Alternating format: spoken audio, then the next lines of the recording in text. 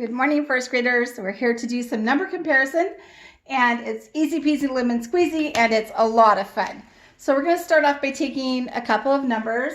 Like we'll take number 13 and we'll take number 21. We have to decide which number is larger and which number is smaller. Which number is less than, which number is greater than. So I know that you guys are already saying, Mrs. Bivens, I know. 13 is less than 21.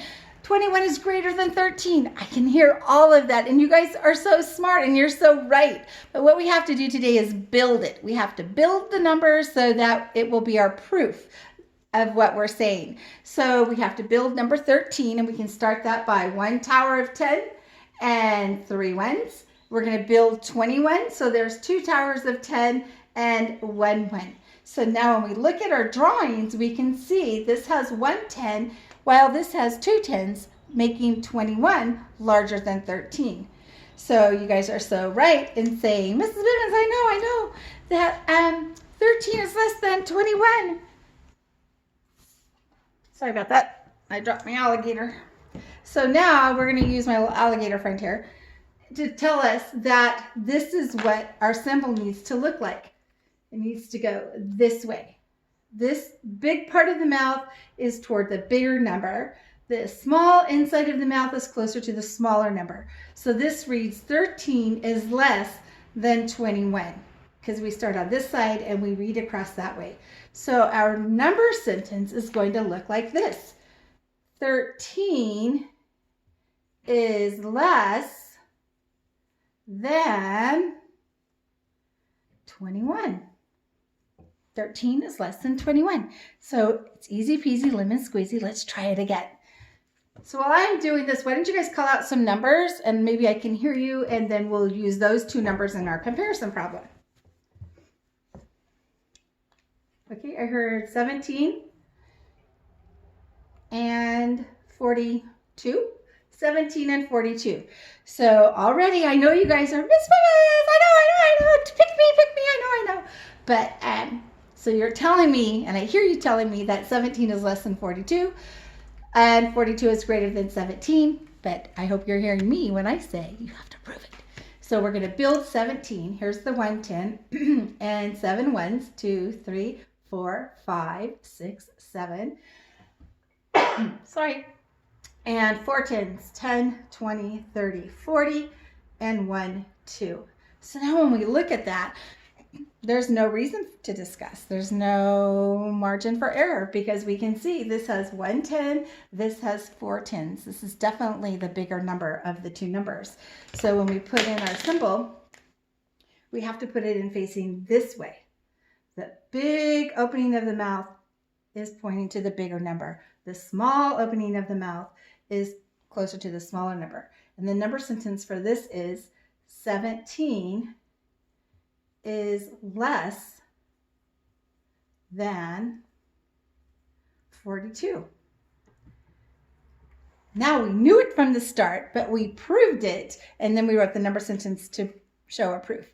So there we go. That's how we're doing the comparison with building the numbers, proving it. So you just can't put the symbol in there all the time. Sometimes they say, show me your thinking or show me your proof, and the proof is building the numbers. And sometimes they just ask you to put the symbol in. Which direction does it go? And maybe it will help you to build the numbers for yourself so that you know that you get it correct. Another thing that they do is they give you a group of numbers and they tell you to put them on the number line in the right spot, ordering them from the smallest number to the largest number. So if we have the number 17, the number 6, the number 23, the number 5, and the number 60, no, that's not going to work, 40, let's just go 40. Okay, so we have those numbers on our number line. So we have to draw our friendly number line all the way across. We're going to break it up into 10s. So we start with 0, 10, 20, 30, and 40 will be right about there. So we take our numbers and we start placing them on the number line to see where they live. And that will be proof when we say that they go in this order. So let's take number 17, for instance. 17, we're going to start here at 0, and we're going to go for a walk all the way down the number line until we get to where 17 would live. So here's 0, 10, 20. Oh, we passed it. So if we pass it, I kind of like to figure out where is the middle, because that middle is going to help us decide if it goes on this side of the middle or that side of the middle. So the middle is really 15. So if this is 15, then number 17 is going to go right about there. So we found out where 17 lives on the number line. Let's try number 6. So we're going to start here, 0, 10. Oh, that's too far. The middle is 5. So 6 comes right after 5. So 6 is going to live right there on the number line. The next number we have to place is number 23. So let's start here, 0, go for a walk. It's a beautiful day for a walk on the number line.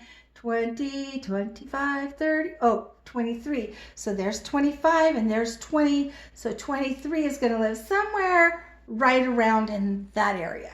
So now we can cross that out. And now we have to place number 5. 0, 10.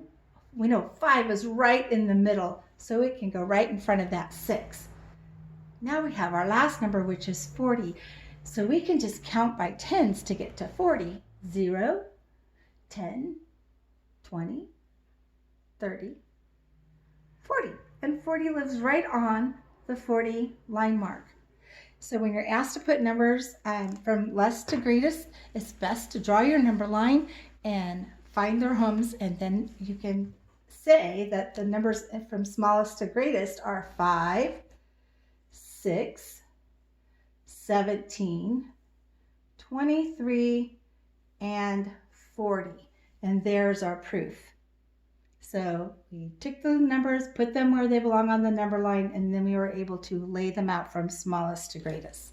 So that's about that for this lesson. I hope you guys go practice this, because it's really fun. Maybe if you take a dice and you roll the dice, and then that number can be a number you put up here, and then maybe take 2 dice and then put that number up here. Just kind of play with it and then get your numbers at random. Put numbers 1 to 40 on little pieces of paper and put them in a bowl and mix them up, and then just pull it out. Oh, that number goes up here. Pull out another one. That number goes up here. Pull out 5, and then put those 5 numbers on your number line. There's all kinds of things to do with numbers. It's so fun. All right, I miss you guys so much, and have fun with math, and I'll see you later on the next video. Bye.